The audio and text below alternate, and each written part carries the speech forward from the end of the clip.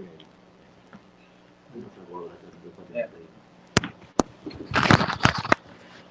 A lapela.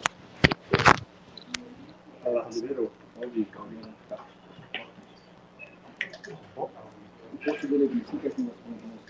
Quê? Não.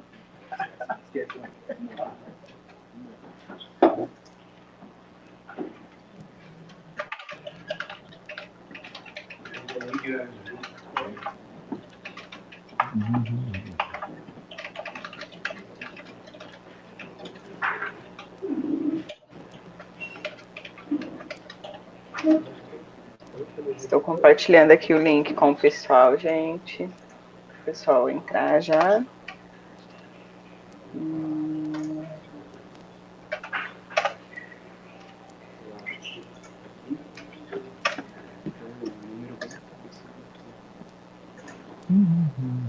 Aqui não aparece. Acho que não aparece.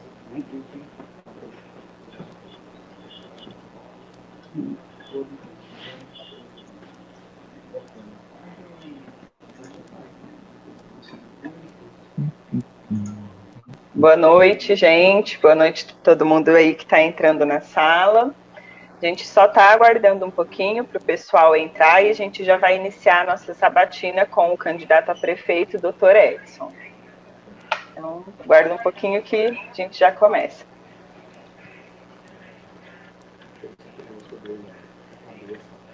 A gente tem que chegar mais perto. Vai derrubar tudo aí.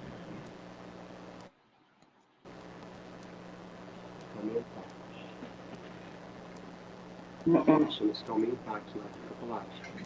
Aumenta o pé. Assim, ó. Pode ser de baixo. Viu o que o Adriano falou aí?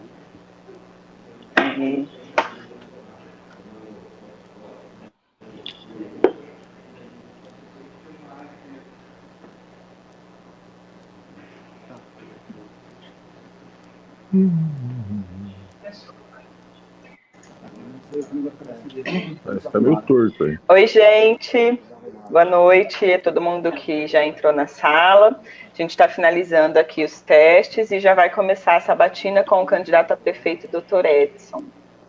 Doutor, quando tiver tudo certo aí, puder iniciar, só dá um toque na gente que a gente já começa, ok? Tudo ok. Tá joia, então. Bom, então vamos começar a nossa sabatina de hoje.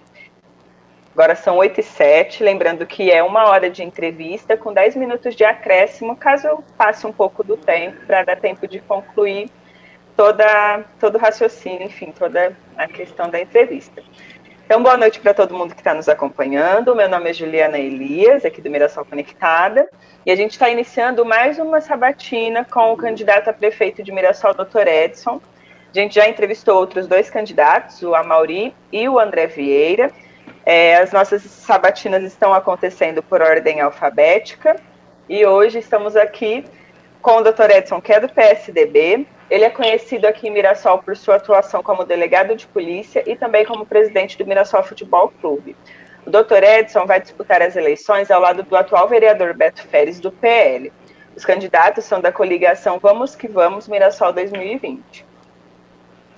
Bom, antes de dar início às perguntas, também gostaria de falar, né, o Adriano Nascimento, ele faz parte aí da bancada com a gente, vai nos ajudar, vai realizar perguntas também ao longo da sabatina. Ele é do movimento Mirassol Popular e está representando aqui toda a população mirassolense.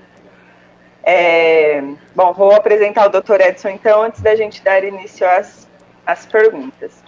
Dr. Edson Hermenegildo tem 63 anos e é nascido em Mirassol. Ele tem 44 anos de serviço público, profissão definida como delegado de polícia, tendo iniciado esta carreira pública na Delegacia de Polícia de Mirassol em 1983. Ele foi vereador, conselheiro da APAI por longos anos e presidente do Mirassol Futebol Clube desde 94. É casado com Maria de Lourdes, pai de 4 filhos, e tem um neto mirassolense. Ele mora no Jardim Renascença. Bom, então antes de começar, doutor Edson, gostaria que você se apresentasse para quem está nos acompanhando, fale um pouco de você, enfim. Bem, boa noite a todos e gostaria de agradecer a vocês por essa oportunidade. Como você já disse, tenho 63 anos, nasci em Mirassol, né? 44 anos de vida pública como servidor público, iniciei em 1976 e em 83, já com apenas 24 anos de idade, iniciei minha carreira como delegado de polícia aqui em Mirassol, por coincidência. Fui vereador do período de 93 a 96 e presidente da Câmara no ano de 1994. Ano também que assumi a presidência do nosso Mirassol Futebol Clube. Então, na terceira divisão, e hoje encontra-se brilhando no futebol paulista na primeira divisão e disputando outras divisões dos campeonatos nacionais. Sou formado em Direito, conheço leis, decretos, sei interpretá-los, elaborá-los, e nessa vida pública durante todos esses anos, participei de licitações como delegado seccional de polícia, conheço perfeitamente a administração pública e me acho plenamente preparado para ser um bom prefeito de Mirassol. Muito bem, então, gostaria de cumprimentar a minha companheira de bancada, Juliana Elias, gostaria de cumprimentar o candidato, Dr. Edson, e a todas e todos que estão nos acompanhando nesta noite, mais uma sabatina. Doutor, há uma notória ineficiência da gestão pública no atual formato organizado em diretorias, que centraliza demais não apenas as decisões, como também qualquer outra operação da prefeitura. Sendo assim, o senhor pretende, caso eleito, rever as diretorias e criar secretarias, dando assim mais autonomia para cada uma das pastas, descentralizando as decisões? Bem, a questão da administração pública é complexa, porque a gente verifica que tem reclamação dos próprios servidores públicos municipais da maneira de trabalhar e também da população dos usuários do serviço público. Acredito que é necessário se fazer, sim, uma reestruturação na estrutura administrativa da Prefeitura de Mirassol.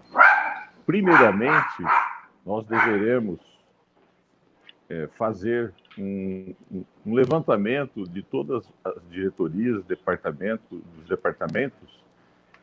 das divisões e das seções. Nós temos, salvo engano, mais de 100 estruturas administrativas na Prefeitura Municipal. Acho que existe até uma superposição de funções. Então, primeiramente, nós vamos fazer um estudo acurado sobre a estrutura administrativa e depois rever com muita cautela a necessidade, inclusive, da criação de secretarias, porque a criação de secretarias significa o inchamento da estrutura administrativa da prefeitura, pois os secretários passam a ter autonomia administrativa, principalmente na questão financeira, necessitando, inclusive, de suas comissões de licitação. Quer dizer, você vai precisar de uma estrutura maior dentro do município para gerir o município. Pode ser a solução? Sim, mas nós temos que fazer essa modificação, caso seja essa decisão nossa no futuro, com muita cautela. Certo. Bom, ainda nessa temática de administração, e ainda relacionado ao funcionalismo público, Mirassol aparentemente tem alguns problemas com relação à folha de pagamento, e não são problemas atuais, a gente sempre ouve falar a mesma coisa relacionada ao tema. Caso você seja eleito, quais medidas e decisões o senhor tomaria como prefeito para contornar esse problema, para que a cidade possa voltar a realizar concurso público para suprir essa demanda que vários departamentos têm de mão de obra? O que acontece é que nós temos um limite prudencial quanto à folha de pagamento, e esse limite está praticamente estourado, e nós não podemos simplesmente demitir funcionários públicos. Nós devemos contar com a possibilidade do real crescimento da arrecadação municipal, né? Não vejo outra solução. Dispensar funcionário público concursado é praticamente impossível do meu modo de ver. É um problema que existe desde a administração passada, que está sendo levada dessa maneira também pela administração atual. É um fator muito preocupante para qualquer administrador e, se for eleito, também vou cuidar com muita cautela desse problema. Esse problema existe. Agora, a solução não é fácil de ser encontrada. A solução mais fácil seria a possibilidade do aumento de arrecadação, coisa que não está prevista, porque parece-me que o orçamento mandado pelo atual executivo à Câmara Municipal praticamente não houve qualquer alteração. É um problema para nós discutirmos com muito afinco e tentaremos resolver isso da melhor maneira possível. Juliana, continuaremos nesse tema ou passaremos para o próximo? Só mais uma pergunta que eu acredito que se encaixa nesse tema e que é importante. Foi enviada por um leitor, por um casal, na verdade, Cirso Trindade e Andréia Martins, e é relacionada ao nosso distrito de Ruilândia. Eles dizem que o local está há anos esquecido pelo poder público e que ele ouve poucos candidatos falando sobre algum benefício que vai levar para lá, sobre melhorias para serem aplicadas no local. Então, eu gostaria de saber, caso o senhor ganhe, caso o senhor seja eleito, se você tem alguma proposta específica para aquela localização, algum tipo de projeto para desenvolver, para envolver mais os moradores do município, levar mais benefícios para eles.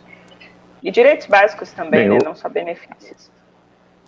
Sim, hoje, por coincidência, nós estivemos visitando o distrito de Ruilândia, né, conversando com várias pessoas que lá moram. Os problemas do distrito são antigos e, de fato, ao longo dos anos, nenhuma administração se preocupou muito com os moradores daquela localidade. Problema do saneamento básico, o centro de convivência que está praticamente abandonado, o problema de transporte público e também da saúde pública daquele distrito. Nós temos plena consciência de todos os problemas e acho que a reclamação desse casal de Ruilândia é totalmente procedente. Caso eleito, nós vamos conversar com os moradores daquela localidade e, da melhor maneira possível, resolver os problemas que lá se encontram. O que o senhor tem a dizer em relação ao grande número de prédios públicos vazios e, portanto, não cumprindo sua função social, como determina a Constituição Federal, né?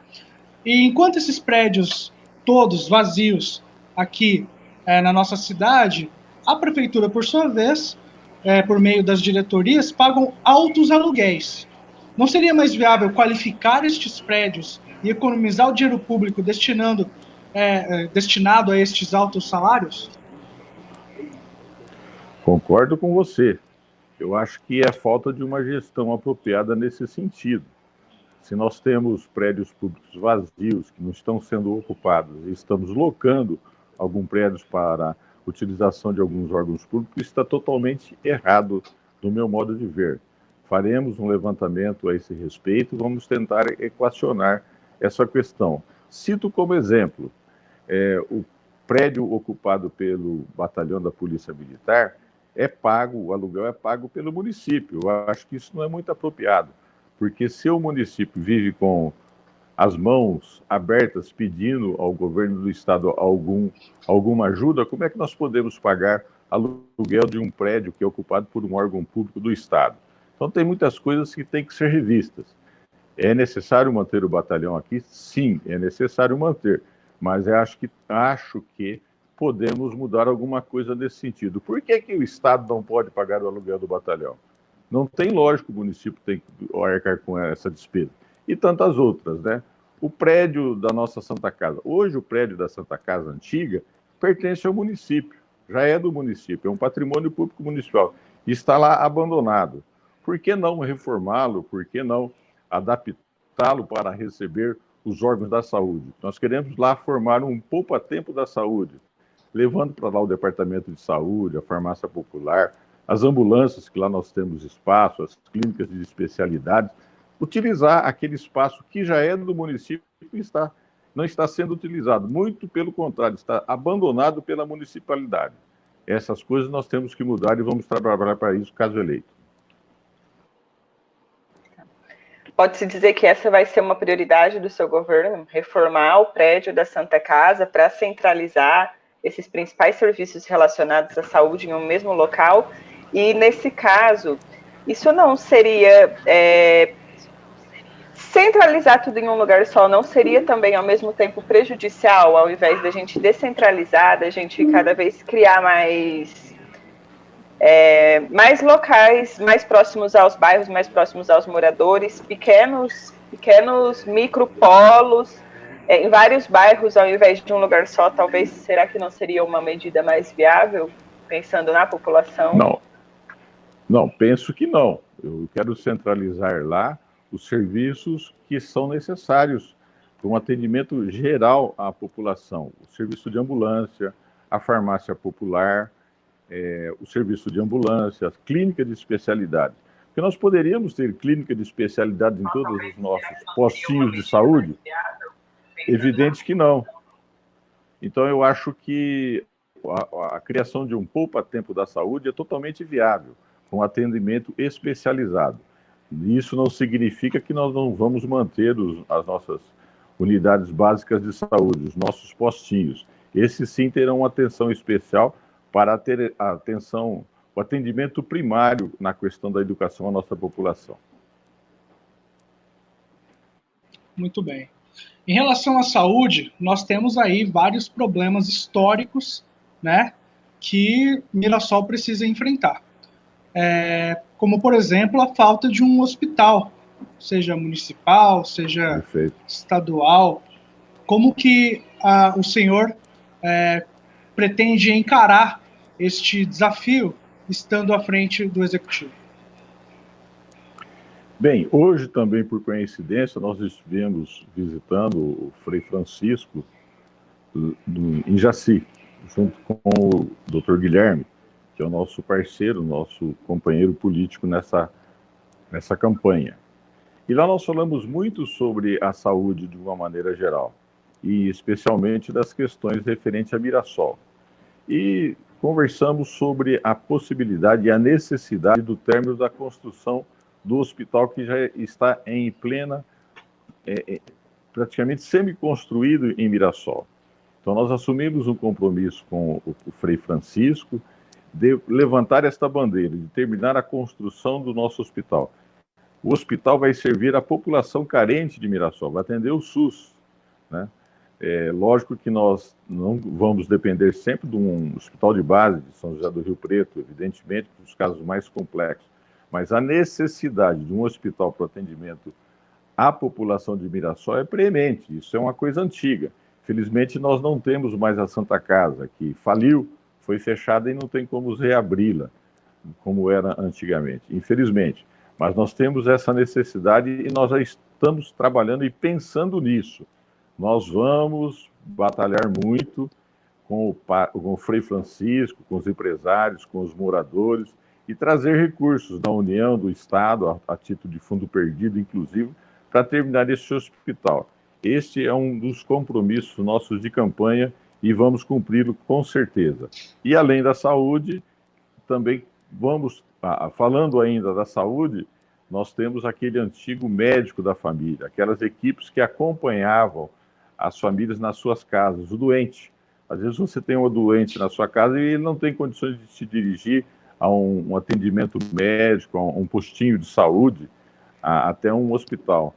Então, esse atendimento primário, nós queremos tratar, vamos humanizar a saúde em Mirassol novamente, vamos retornar com essas equipes, vamos tratar muito bem a nossa população, principalmente os idosos.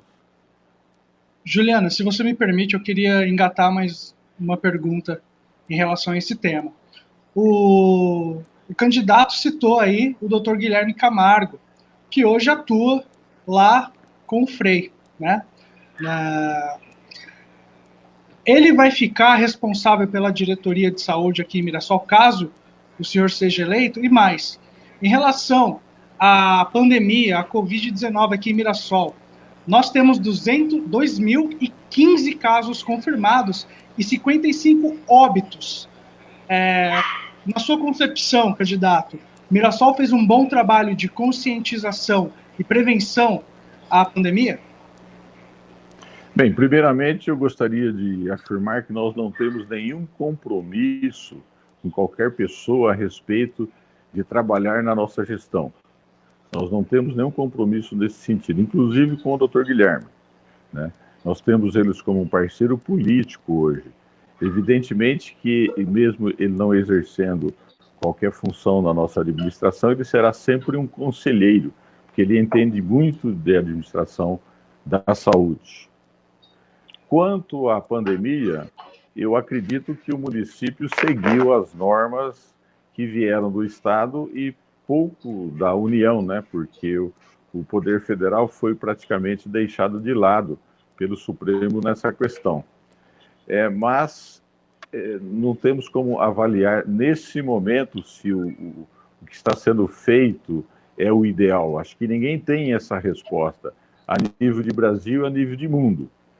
Mas quero crer que o atendimento está sendo bem feito, sim, e que nós estamos diminuindo principalmente a questão de mortes no município, né? A incidência de mortes está diminuindo, e não só no município, a nível de estado também. Então não se pode falar que de um município para o outro teve um tratamento diferenciado. Eu acho que cada um tem a sua característica, e vamos pedir a Deus que nos ajude, que a gente passe rapidamente por essa pandemia. Vamos pedir a Deus por isso. Nós precisamos da proteção divina para passar dessa fase. Acredito que essa pandemia ela realmente pegou todo mundo despreparado, né? Todos os gestores, mas é algo que está aí, está acontecendo e a gente não pode ignorar. Com certeza vai se perdurar aí por mais algum tempo, pelo menos pelo próximo ano. A gente sabe que não vai se resolver tão rápido assim. Então, eu gostaria de saber, caso fosse o senhor, você é o gestor público de Mirassol, o que você teria feito, estando à frente da prefeitura, do poder público, para que esse problema não se tornasse tão grande em nossa cidade? Bem, eu acho que nenhuma pessoa tem uma resposta para essa sua pergunta. Nenhum gestor pode se falar que poderia ter feito de uma maneira diferente. Não só em Mirassol, não só em São José do Rio Preto, não só em Jaci, não só em Bálsamo. Inclusive, em Bálsamo também o prefeito Du foi acometido pela doença. Isso é uma pergunta que você faz que eu não tenho resposta. E acho que nenhum gestor público tem a resposta para essa sua pergunta. Olha, mas nós temos alguns dados, né? Mirassol hoje tem mais óbitos do que o país Uruguai. Alguma coisa não bate aí, né? Essa conta não fecha. A cidade de Mirassol tem mais óbitos do que o país Uruguai. O que será que eles acertaram lá e o que será que a gente errou aqui? Bom, eu não sei o que foi feito no Uruguai, mas você tem que comparar Mirassol com outros municípios do Brasil. Eu acho que você fazer uma comparação com o Uruguai, então compare Mirassol com a Itália. Eu acho que a tua conclusão, o que você está aí pensando, seria totalmente diferente. Eu acho que os números de Mirassol são melhores do que da Itália. Muito bem. Certo. Bom, vamos então trocar aqui a temática e aí qualquer coisa depois, posteriormente, nos temas livres, a gente retoma esse assunto de saúde. O nosso próximo tema aqui, seguindo o plano de governo, é cultura. Em seu plano, você cita sobre a importância da cultura para estimular o ser humano pensante e atuante no mundo.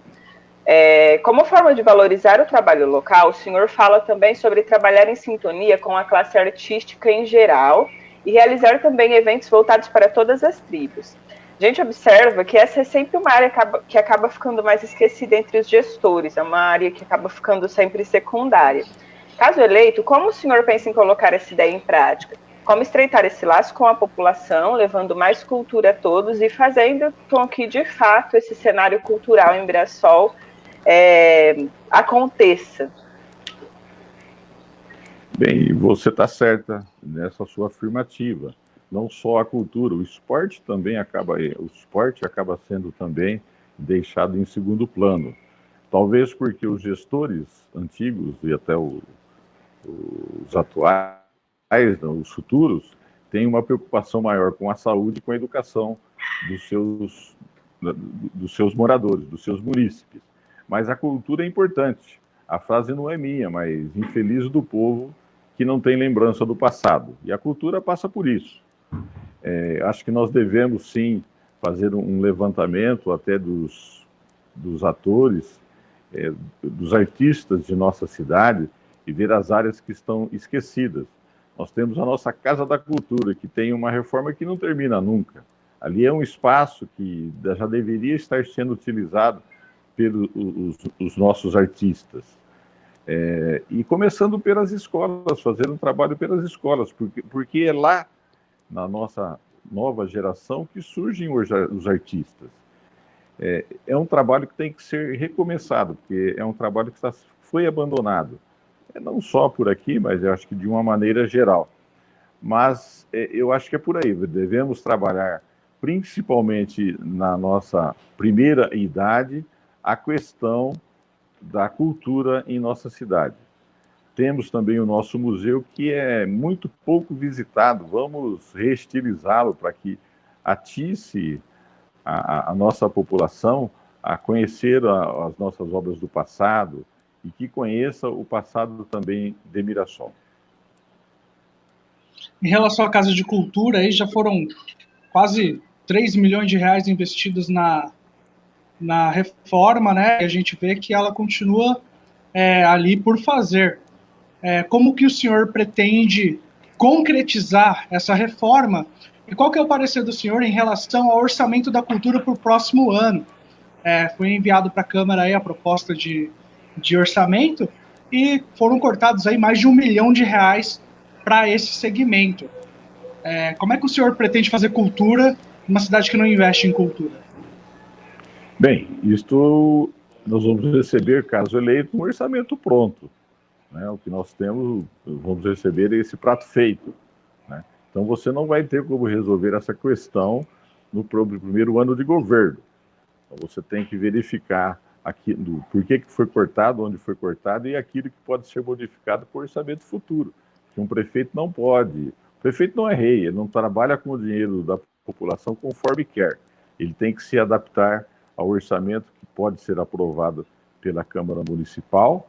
Né? Não sei o porquê desse corte, não conheço as fundamentações desse corte, mas nós temos que trabalhar com muita cautela. Aliás, em todas as questões do município, eu acho que nós temos que pensar Mirassol 20 anos à frente.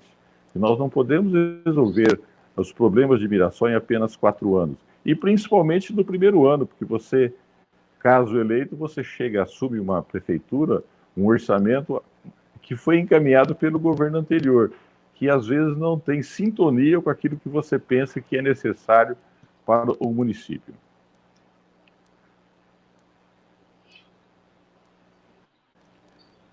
Certo. Bom, fugindo um pouco desse tema de cultura, gostaria de saber se vocês, né, você, o Beto, a coligação de vocês, tem planos para a recuperação da Casa de Cultura, Grota e Mercadão, que são os 3 principais cartões postais aí de Mirassol, que o pessoal sempre lembra, sempre cita, e que atualmente não tem assim, nenhum projeto definido voltado para eles. Bem, a Casa de Cultura está em reforma, né? Está uma reforma atrasada. Eu acredito que tenha recursos ainda para serem utilizados para o término daquela obra. Parece-me que tem alguns aspectos lá que têm que ser obedecidos, por isso que atrasou a conclusão das obras. Mas está demorando muito, a verdade é essa. Quanto ao mercado municipal, também foi investido lá um bom valor na sua reforma. E parece-me que não atendeu às necessidades das pessoas que iriam utilizar aquele espaço. Então nós temos que fazer um novo estudo para saber de qual é a melhor maneira de ocupar o espaço do nosso mercado municipal. E isso devemos fazer conversando com as pessoas, com os munícipes, com as pessoas que lá estavam, e saber o porquê que a utilização não esteve a contento, porquê que não se concretizou a reativação efetiva do nosso mercado municipal. Quanto à Grota, um problema antigo da nossa comunidade, a nossa Mata Atlântica. Nós já pensamos, já entramos em contato com a Unesp, através do Departamento de Biologia, para fazer uma parceria com quem entende da área, né? Para trazer especialistas para que nos orientem o que fazer com a nossa grota. Lá é uma reserva ambiental, nós não temos limitações de fazer qualquer tipo de obra lá, mas nós temos que utilizá-la. Ela não é uma reserva de Mirassol, é uma reserva do mundo. Uma Mata Atlântica é uma reserva ambiental do mundo. E sabemos, inclusive, que existe possibilidade de trazermos recursos do Banco Mundial para investimento da nossa grota. Já existem trabalhos nesse sentido, já conversamos com várias pessoas que se preocupam com a grota. E vamos trabalhar com afinco para resolver esse problema, para mantermos a nossa grota como um patrimônio um patrimônio ambiental, não só de Mirassol, do estado de São Paulo, do Brasil e do mundo. Estamos muito preocupados com essa situação. O senhor mencionou a grota aí, a gente está vivenciando um período difícil, onde queimadas estão acontecendo, e tivemos aí uma tragédia nas últimas semanas, que todo mundo pôde acompanhar. Existe um plano de manejo,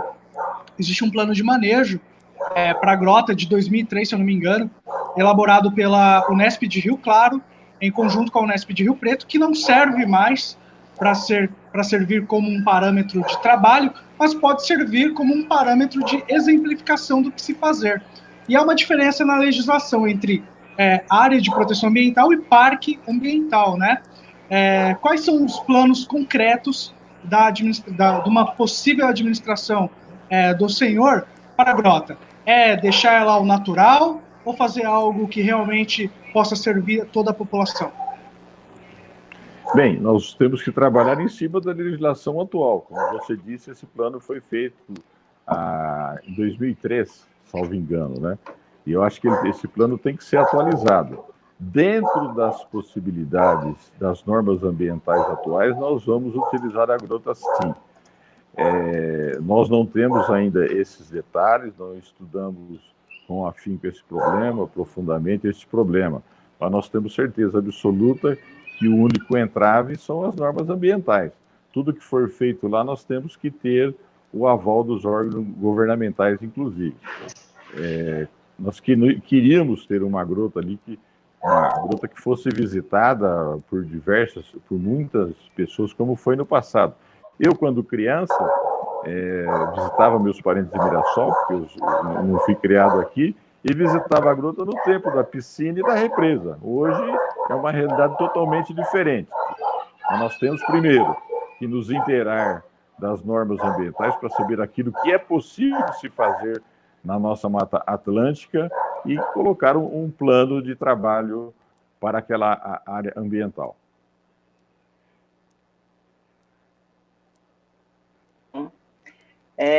Já que a gente entrou nessa temática de meio ambiente, vou fazer aqui então a pergunta. Essa pergunta é de um leitor, o nome dele é Bruno Koleniak, e ele quer saber o que você pretende fazer para melhorar questões ambientais no município. Ele cita o exemplo de pontos de reciclagem de lixo, obrigatoriedade de árvores em calçadas residenciais e a fiscalização e aplicação de multas severas para terrenos que pegarem fogo, por exemplo. O senhor tem algum plano relacionado ao meio ambiente que abrange essas questões levantadas por esse leitor? Veja bem, Bruno, isso é um problema muito grave. Primeiramente, nós temos que fazer uma crítica à comunidade, porque nós não temos ainda uma cultura ambiental. O projeto seletivo, da coleta seletiva do lixo. Hoje, poucas famílias separam os seus lixos para o recolhimento. Eu acho que isso aí é um dos problemas que nós temos que trabalhar intensamente. E a partir das escolas, quem leva esse ensinamento para as casas são os alunos. Né?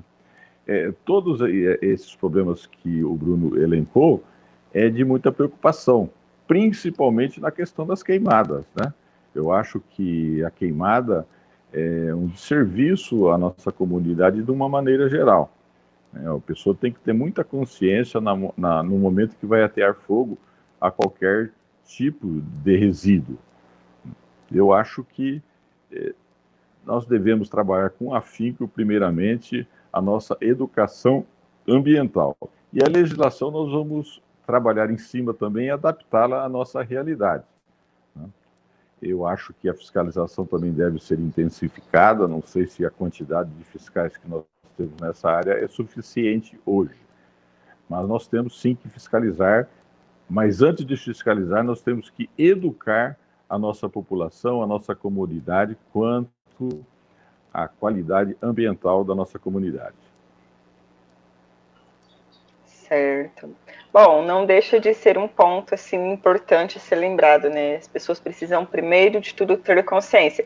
Mas eu acredito ainda que essa consciência ela deva ser estimulada, como você disse, a começar pelas escolas, porque são as crianças normalmente que levam essas ideias para as casas, para os pais, que muitas vezes estão preocupados, né? Enfim, mas, por exemplo, em Mirassol, acredito, pelo menos eu desconheço pontos de reciclagem de lixo. Então, às vezes, as pessoas, eu mesmo passo por esse problema aqui, às vezes você separa o óleo, você separa os recicláveis, mas você acaba, assim, tendo muita dificuldade para descartar esse tipo de resíduo. Então, assim, não uma pergunta, mas só uma complementação à pergunta feita pelo Bruno, né?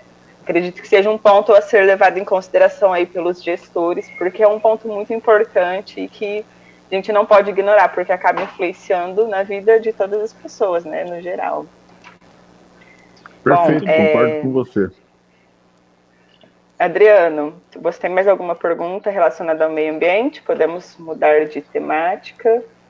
Podemos prosseguir, Juliana. Beleza. Bom, então agora vamos falar sobre segurança pública. Acredito que esse é um assunto que o doutor já esteja mais por dentro, né? Já é mais a área do senhor. E eu vi no seu plano de governo que, caso eleito, você quer trabalhar na diminuição de mortes de pessoas de 15 a 34 anos, já que o índice de Mirassol é maior do que a média tanto nacional quanto estadual. Esse número é realmente alarmante, né? A gente até mesmo não conhecia esse dado. Então, eu gostaria de saber o que são essas mortes. Elas são mortes violentas, mortes que não são propositais, né? Enfim, criminosas. E o que o senhor pretende fazer para que essas mortes não aconteçam, reduza esse índice de mortes que é indicado aqui para a realidade de Mirassol? Bem, infelizmente nós temos até casos de suicídio de adolescentes, né? Infelizmente. Eu acho que um trabalho intenso na questão do esporte, né, e na prevenção do uso de drogas ilícitas pode nos ajudar muito, porque o que a gente constata é o envolvimento de adolescentes e crianças com o tráfico de drogas. E isso aí acaba influenciando nesse alto índice de criminalidade. Então, nós vamos trabalhar nesse sentido, né, conscientizando a população, os pais principalmente, fazendo um trabalho com as escolas, com a comunidade e tentando tirar esses jovens que ficam na ociosidade hoje e acabam se enveredando pelo caminho do crime, inclusive para obter um rendimento, né? Um salário mensal que é até considerável se você levar em conta o que ganha hoje um trabalhador. O traficante não tem escrúpulos e o traficante é o grande responsável por esse índice de morte dos nossos jovens. Infelizmente, é uma realidade que nós temos que considerar e que nós temos que combater. Bem, sobre segurança pública, realmente, no último relatório do Instituto Sou da Paz, Mirassol ficou muito mal posicionado em relação a crimes violentos. Inclusive, há crimes contra mulheres. Eu gostaria de saber do candidato qual a proposta que ele tem para apresentar em relação a políticas de violência de gênero contra mulheres e outras populações também, como, por exemplo, a população LGBTQIA+. Bem, primeiramente, essa população, as mulheres LGBT, tem que se conscientizar da necessidade de comunicar esses fatos às autoridades, porque a mulher, principalmente dentro do lar, muitas das vezes ela deixa de comunicar esse fato e deixa de ser tomada providência a esse respeito, quando então ocorre inclusive o feminicídio. Isso passa também por uma área cultural, né? Nós temos que também trabalhar nesse sentido, conscientizar principalmente a classe masculina que a violência não é resultado, não se torna uma maneira de se resolver qualquer problema conjugal. mas infelizmente nós também temos o alcoolismo e o uso de drogas ilícitas que acabam culminando na agressão à mulher. É um problema cultural, no meu modo de ver. E isso só com o tempo que nós podemos, de alguma maneira, amainar esse problema grave da nossa sociedade. Juliana, se você me permite, eu gostaria de insistir aqui. Em relação a crime contra a mulher, existem vários estudos e índices que mostram que as mulheres deixam de reportar a violência por falta de segurança no sentido de ter um lugar para ficar ou de serem levadas a sério pelo agente que está recebendo a denúncia, e até mesmo outras localidades fazem uso de uma guarda municipal, assim como acontece em Rio Preto, a guarda municipal ali a Patrulha Maria da Penha. O candidato tem alguma intenção de conscientizar os munícipes dessa maneira para que esse índice terrível de violência contra a mulher e outras populações acabe? É evidente que sim, né? Mas eu repito, a primeira providência tem que ser tomada pela vítima, pela pessoa que foi agredida, de levar ao conhecimento das autoridades aquilo que está acontecendo. E você já passou aí a respeito da Guarda Municipal, que nós não temos ainda, e está no nosso plano de governo também, né? Nós temos uma delegacia de defesa da mulher, que foi criada por um envolvimento político meu em 1994, né? Foi um trabalho político feito por mim enquanto vereador, apoiado pelo então prefeito Fernando Vendramini, e nós conseguimos, em 94, criar a Delegacia de Polícia da Mulher, de Defesa da Mulher. Hoje, com uma estrutura precária que funciona no mesmo prédio da Delegacia do município. E isso tem que mudar.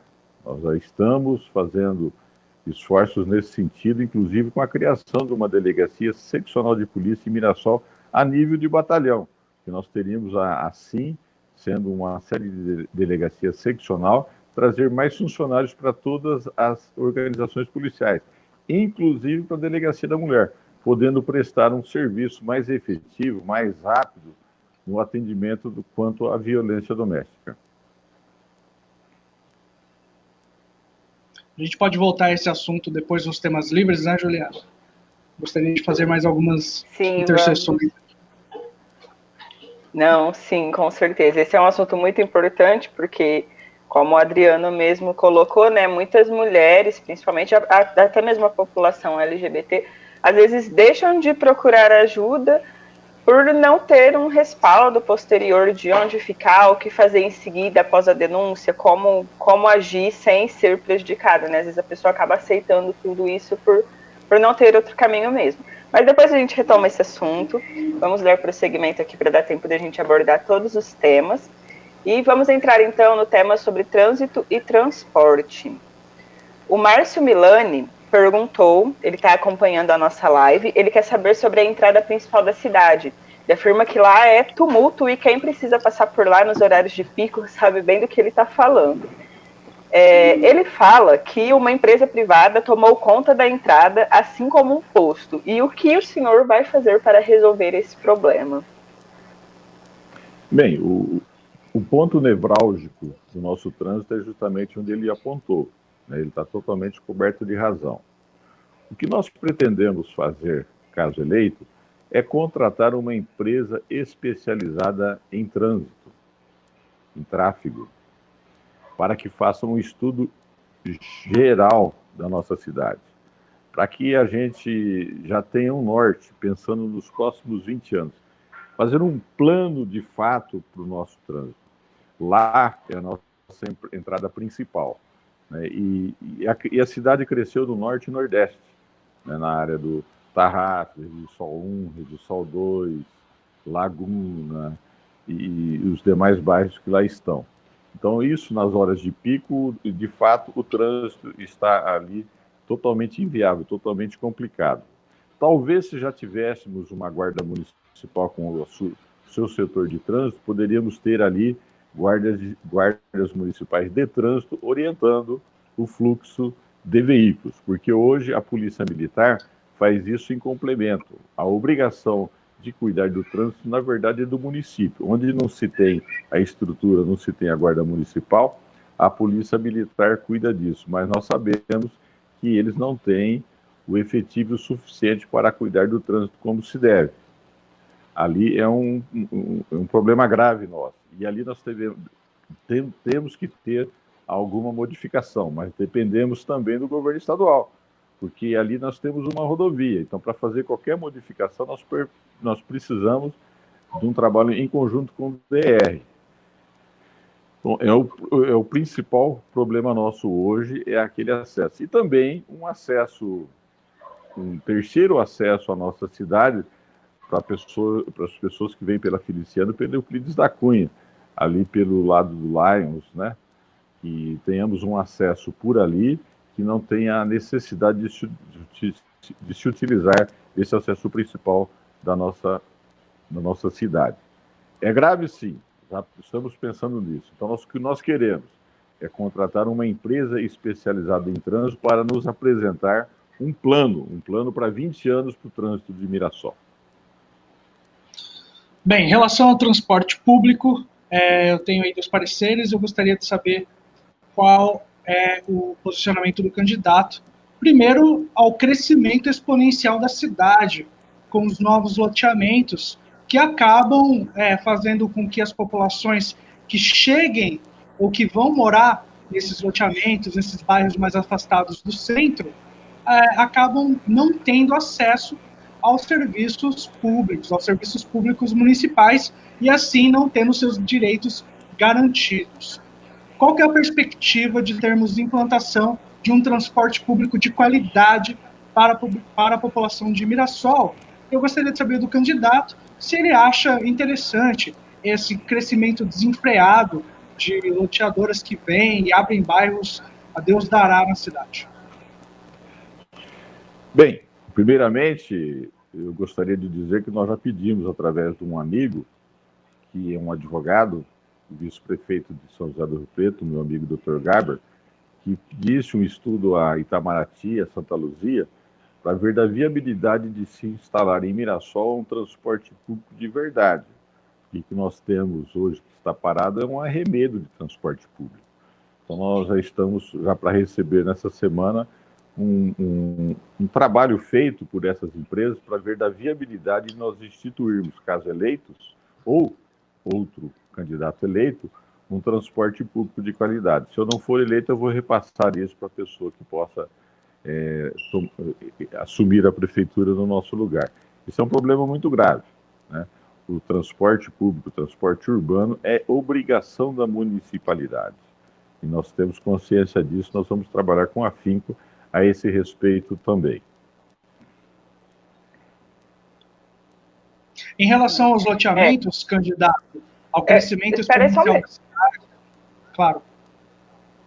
É que como o doutor pegou mais nessa questão do transporte público, só para complementar a sua resposta, então, a ideia do seu governo seria terceirizar esse serviço. Hoje ele é realizado pelo município.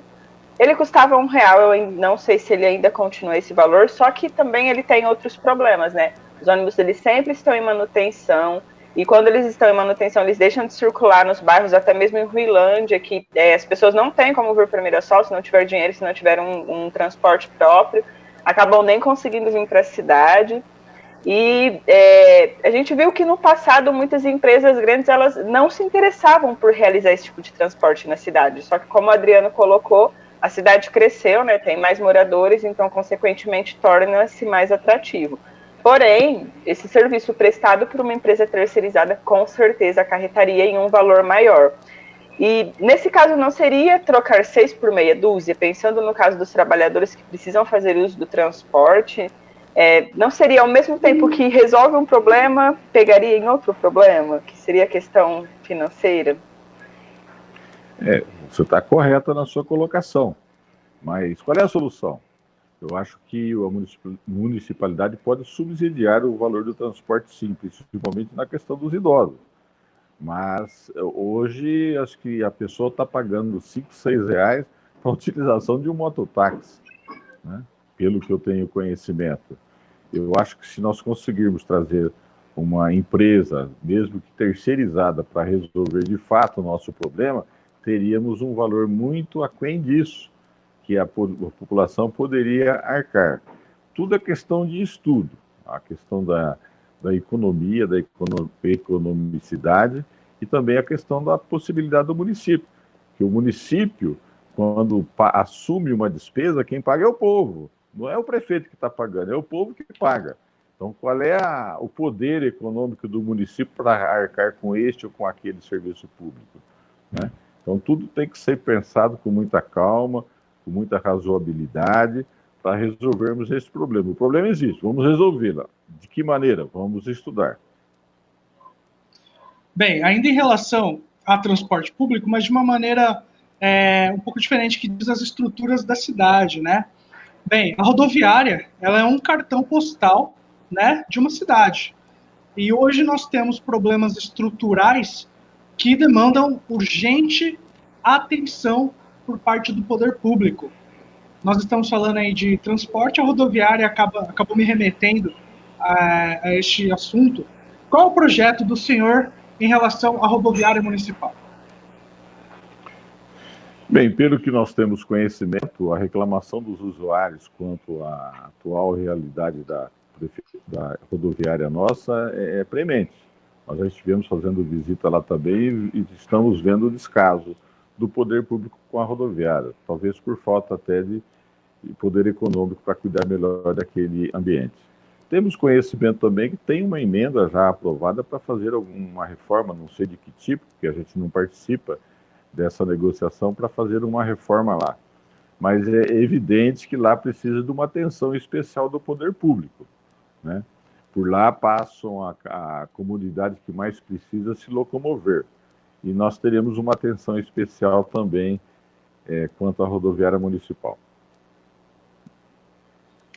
Juliana, vou pegar esse gancho aí. Por lá passa a comunidade que mais precisa de atenção, ou seja, as trabalhadoras e trabalhadores de nossa cidade que vão buscar, né, o pão de cada dia em Rio Preto, que buscam ali as mediações, né? Qual é a proposta do senhor para a geração de emprego na nossa cidade? Um dos pontos principais do nosso plano de governo é a instituição de um distrito industrial de verdade em Mirassol. Uma área do Navarrete que se apelidou lá de distrito industrial, totalmente, do meu modo de ver, inadequado para a instalação de empresas. O que nós pensamos? Aquela área da cidade hoje é por metro quadrado, ela é muito valorizada. É fazer uma parceria público-privada ou uma troca com alguma empresa que pretenda fazer algum empreendimento imobiliário naquela área e trocar aquela área do Navarrete com uma área ao longo das nossas rodovias e lá implementar um distrito industrial de verdade e lá colocar novas empresas, pequenas e médias empresas, porque as nossas empresas grandes, com o passar do tempo, já conseguiram se alocar em espaços apropriados. E com essas novas empresas e também com as empresas que nós temos hoje, que estão na área urbana da cidade, que querem crescer e não têm espaço, que poderiam ir para lá, consequentemente, nós teríamos a capacidade de ampliação de empregos nessa área, né? Então, nós pensamos dessa maneira. Além de fazer algumas medidas junto com o comércio local e com os microempreendedores, porque nós temos que pensar no pequeno. O pequeno e o médio hoje, na verdade, dão muito emprego aos nossos trabalhadores. Juliana, se você me permite, bem, em relação a esse fomento de vindas de empresas, de pequenas e médias empresas para Mirassol, consta nas intenções do candidato ceder terrenos desse parque industrial e também a isenção de impostos? Bem, ceder terrenos, dar terrenos, doar terrenos, isso é impossível, né? O que nós podemos é oferecer os terrenos na modalidade de licitação aos interessados. Nós não podemos simplesmente ceder terrenos. E a questão da isenção de impostos, temos que pensar seriamente, porque nós já temos empresas instaladas na cidade que pagam os seus impostos. Então, você traz uma empresa nova, ela não vai pagar imposto, e a empresa que já está continua pagando o seu imposto, e o princípio da isonomia, como é que fica?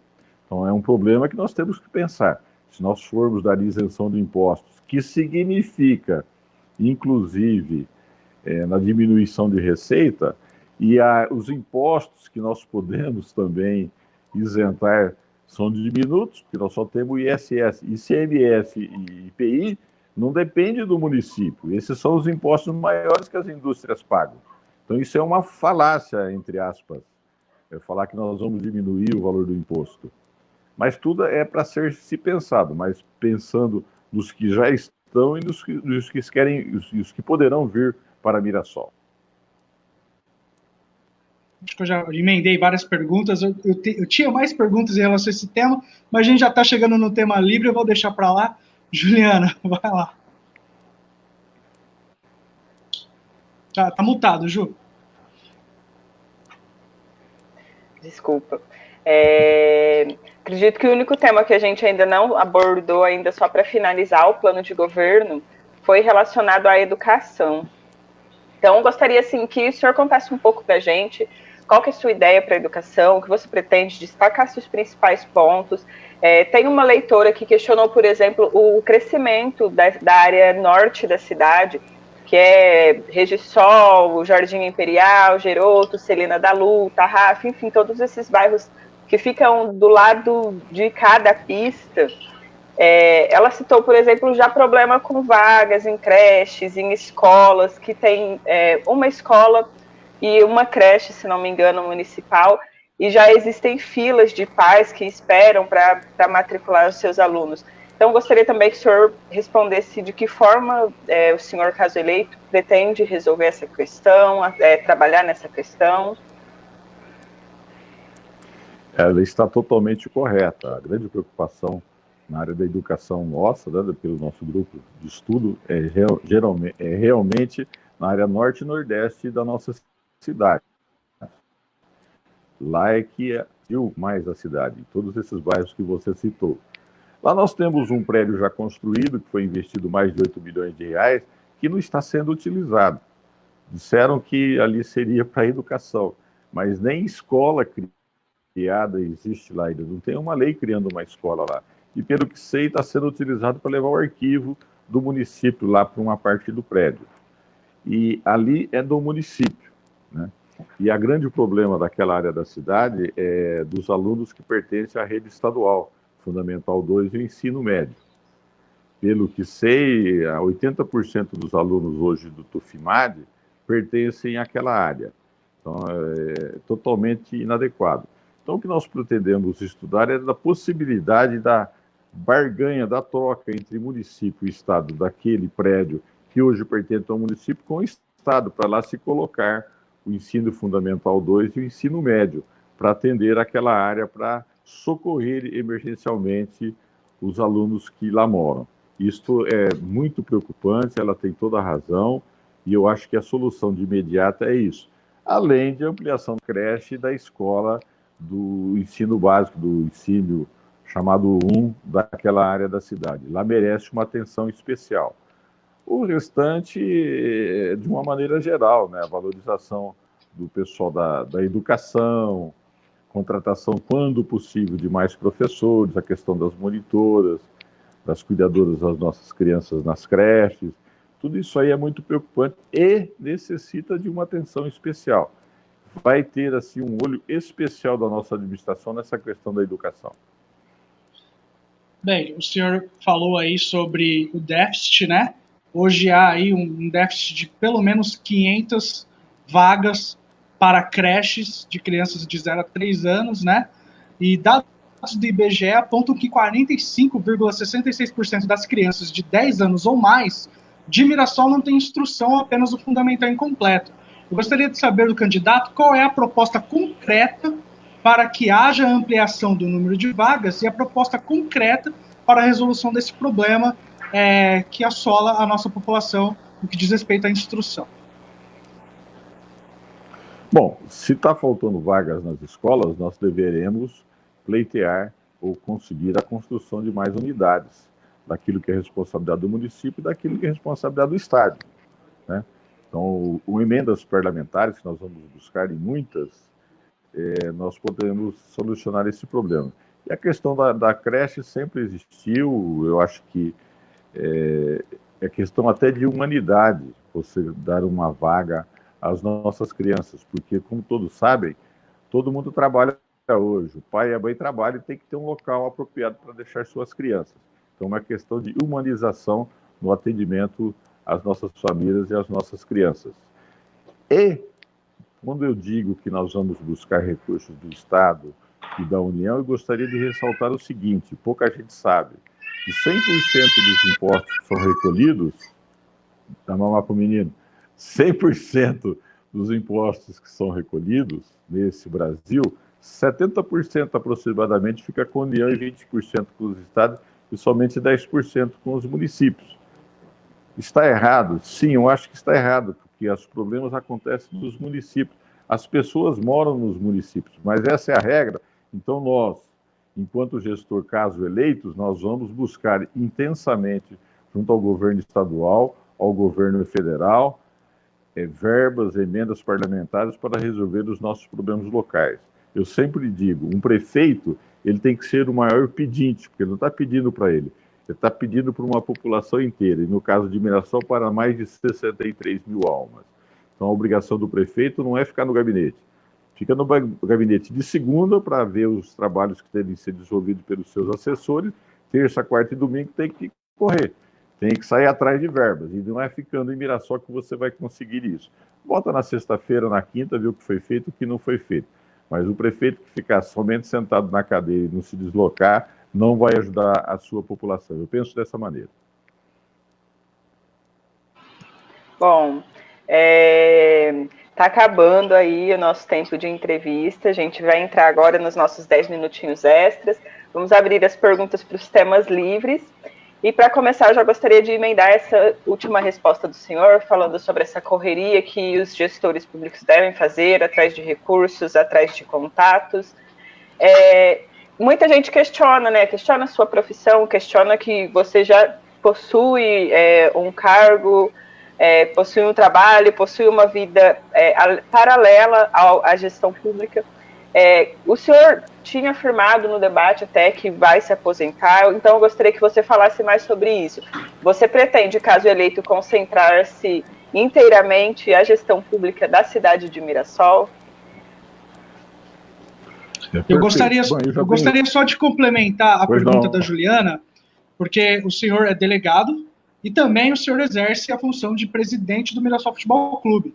Essa pergunta da Juliana, eu gostaria de saber se o senhor também vai se desligar dessa função de presidente para se dedicar à prefeitura. É muito oportuna essa colocação de vocês dois. Primeiramente, eu tenho 44 anos de vida pública, já tenho tempo excedente para a minha aposentadoria como servidor público municipal, no caso policial, delegado de polícia.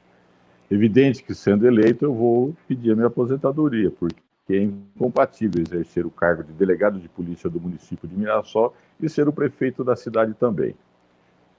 Então, eu vou pedir a minha aposentadoria, caso eleito. Se não eleito, vou pensar sobre isso, mas eu não me vejo ainda na condição de vestir um pijama e ficar na minha casa. Eu acho que o homem tem a obrigação de trabalhar enquanto estiver saúde. A aposentadoria é um direito, mas a obrigação é de você prestar serviço à comunidade onde você vive. E eu penso dessa maneira. Quanto à questão do Mirassol Futebol Clube, juridicamente eu não vejo empecilho nenhum em acumular a função de prefeito e presidente do Mirassol Futebol Clube. Que eu já fui delegado titular do município, presidente da Câmara e também vereador e presidente do Mirassol Futebol Clube. Não vejo nenhum empecilho, porque o futebol, o Mirassol Futebol Clube, na verdade, ele não é profissão, ele é uma paixão. Mas eu vejo com grande dificuldade eu conseguir harmonizar as duas coisas. Então eu acho que eu vou ter que abrir mão dessa paixão de ser presidente do Mirassol Futebol Clube. Acho até que eu já fiz demais. Já fechei, de 94 até hoje, eu vou fechar 26 anos como presidente do Mirassol Futebol Clube. Eu acho que ninguém vai bater desse recorde. Acho que eu já fiz a minha parte pelo Mirassol, pelo esporte da cidade, pelo nosso glorioso Mirassol Futebol Clube, nosso leão. Muito bem. Em relação à empresa que fornece aí o serviço de saneamento básico e fornecimento de água à nossa cidade, a Sanesol, como que o senhor vai ter essa relação, caso seja eleito, com essa empresa, e qual o compromisso que o senhor faz com a população de Mirassol em relação a esse verdadeiro empecilho que nós temos, né? Sim, um dos grandes reclamos da população é a questão da tarifa cobrada pela Sanesol. Não é nem do serviço prestado pela empresa. Mas eu, como consumidor, também acho que a tarifa é um pouco exacerbada. Então, nós temos que trabalhar em dois aspectos. Primeiro, o contrato feito pela prefeitura e essa empresa, que já mudou de dono várias vezes, inclusive, né? Não é os donos do primeiro contrato já não são os atuais. Esse contrato juridicamente é perfeito, tem como ser rompido por alguma falha, né? Porque se o prefeito romper unilateralmente por uma, entre aspas, canetada, vai ter que pagar uma indenização milionária para a empresa. Eu acho que o município não pode suportar isso. O que nós podemos é, primeiro, fazer uma avaliação de ver falha do contrato inicial. Se houver uma falha jurídica, nós podemos até pleitear, por uma decisão jurídica, a rescisão desse contrato inicial, né? A Câmara brigou aí recentemente e não conseguiu nenhum sucesso nesse sentido, como todos sabem. Mas eu não conheço o contrato. Nós vamos trabalhar nesse sentido primeiramente. Caso o contrato esteja perfeito juridicamente, nós vamos trabalhar junto à direção da Sanesol para diminuir o valor da tarifa. Esse que é o grande reclamo da população. Então, nós vamos brigar intensamente para diminuir o valor da tarifa. De que maneira? Temos que sentar com a diretoria da Sanesol para discutir esse assunto. Mas eu vejo grandes possibilidades de a gente atingir esse objetivo, trazer uma tarifa mais compatível com a nossa realidade econômica. Juliana, você tem alguma pergunta ou eu posso tocar o tema livre aqui? Porque você sabe que eu gosto dessa parte, né? E eu tenho perguntas aqui. Não, eu gostaria, doutor Edson, que você falasse rapidamente se uma pessoa está indecisa entre votar no senhor, votar em outro candidato, o que o senhor usaria como argumento? Por que o eleitor de Mirassol deve votar em você? Eu gostaria de retornar ao assunto anterior, porque nós estivemos em Ruilândia hoje, e um dos grandes problemas lá é a questão do saneamento básico. Nós recebemos uma informação que nós vamos ainda averiguar, que a questão do esgoto lá de Ruilândia foi retirada do contrato da Sanesol, que a Sanesol não teria mais nenhuma obrigatoriedade. Foi um absurdo. Se ela tem um contrato com o município todo, por quê? Né? Por que mudar isso? No edital de 2007, não contemplou Ruilândia na questão do esgoto. Acho isso um absurdo. Somente um lembrete para a população de Ruilândia. O prefeito e a empresa podem fazer um acordo a esse respeito. Se está errado, nós vamos tentar modificar. Agora, o que você perguntou especificamente, Juliana?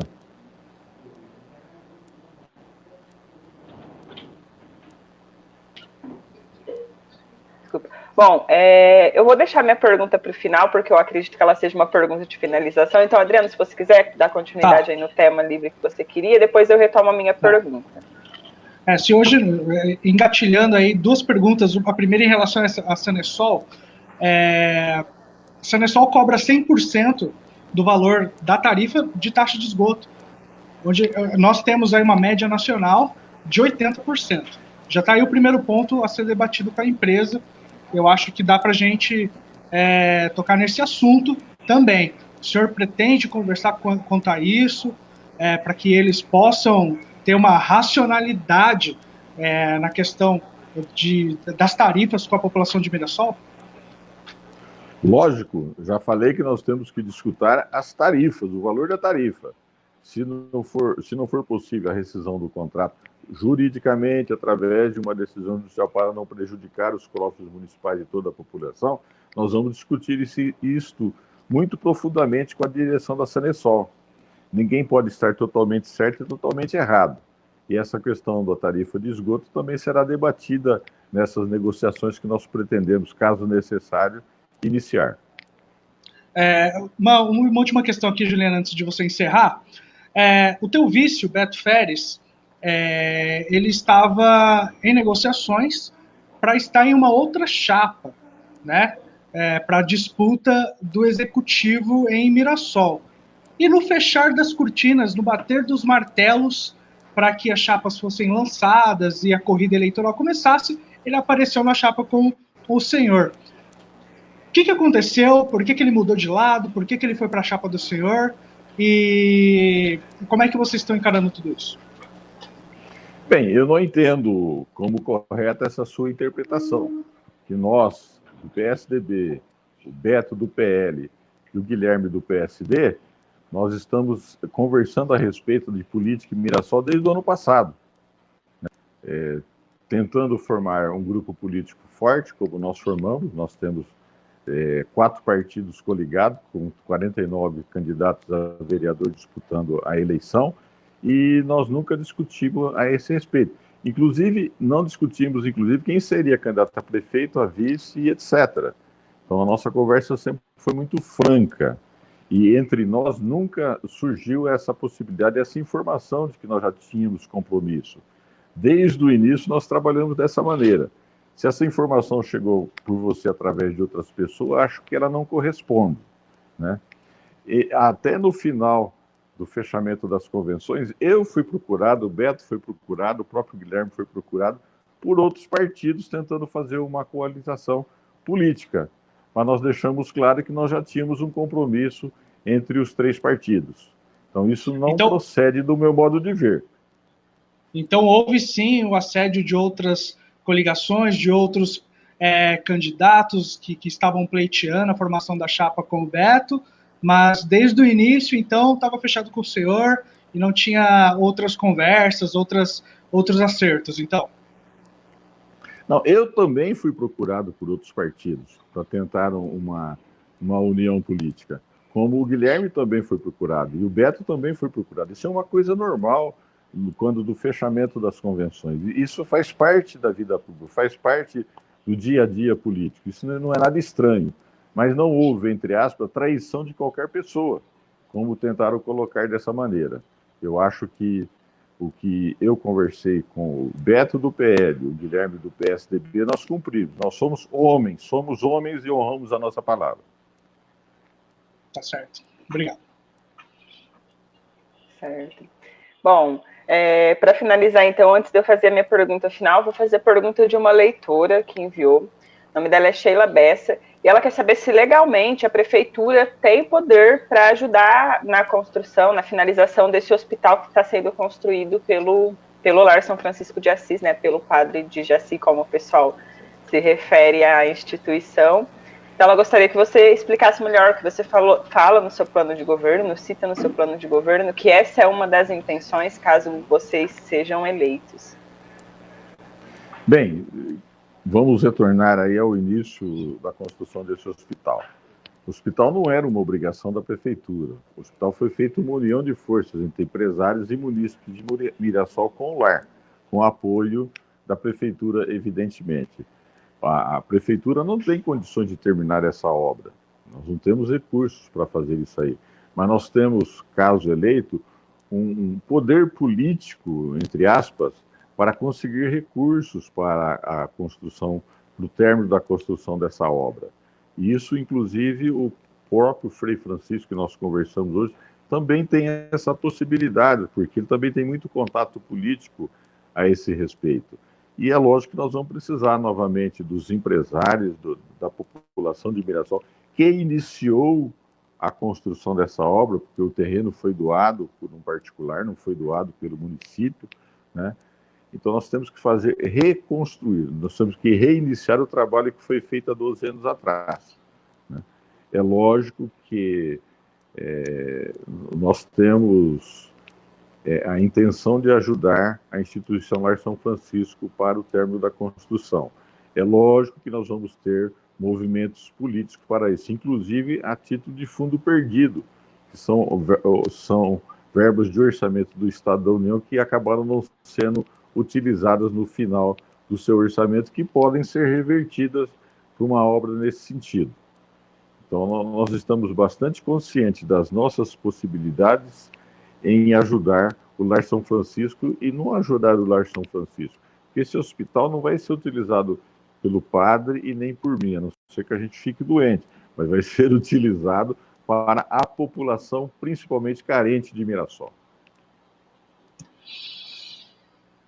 Certo. Bom, acredito que a gente está chegando ao fim aí, nosso tempo já foi atingido.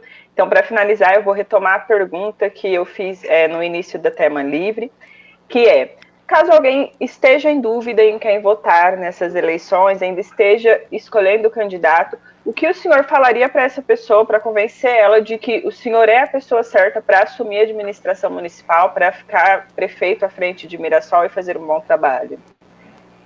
Bom, primeiramente eu gostaria de pedir a todos os eleitores de Mirassol que se preocupem com a eleição. Na última, nós tivemos entre nulos brancos e abstenções mais de 13 mil eleitores que não participaram do processo eleitoral. Ou seja, branco, nulo e abstenção ganhou do prefeito que foi eleito. Eu acho que isso não pode acontecer no município. Então, vou pedir, primeiramente, que todos, apesar da pandemia, se manifestem, escolham lá o candidato que vocês acham mais apropriado para dirigir o município. Inclusive os vereadores, se forem vereadores da nossa coligação, do PSDB, do PL, do PSD e do PTC, eu agradeço. E tem o número 45 à vossa disposição, que é o nosso número de campanha. Eu me acho preparado para ser um futuro prefeito de Mirassol, pela minha história de vida, pela minha idade, por tudo que eu já fiz na vida. Eu trabalho desde os 12 anos de idade. Sou de família simples, sou filho de soldado, né? Estudei com recursos próprios, né? Construí a minha vida.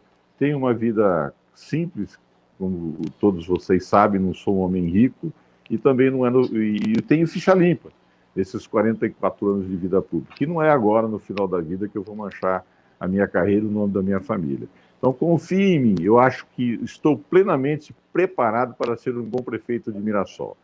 Então, podem confiar em mim que vocês não vão se arrepender. Certo. Adriano, você quer falar mais alguma coisa aí para finalizar? Podemos só agradecer, encerrada essa sabatina?